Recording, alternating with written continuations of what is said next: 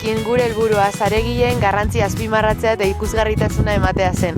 Honetarako zaregile hoiekin eta herriko jendearekin harremanetan jarri gara galdera bat eginez. Zein garrantzitsuak dira zaregileak herri mailan? Prozesu honen bitartez gauza anitz ikasi ditugu. Adibidez, badakigu historikoki emakumeak biltzen zituen azpisektore bat izan dela arrantzaren munduan, eta baita ere gaur egun galtzen ari den lan bat dela, eta gero eta jende gutxiago parte hartzen duela zaregileen munduan. Horregaitik, gure proiektuarekin emakumezkoei zein gizonezkoei beraien esperientzia azaltzeko leku bat eman diegu. Lan honetan 3 lagun aritu gara. Aixa Gandarias, Olas Naberan eta ni, Kari Guenaga. Ni bideoak grabatzen aritu naiz.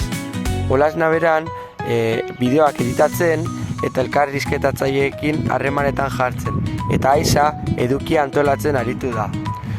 Lan hau guretzako oso garrantzitsua izan da.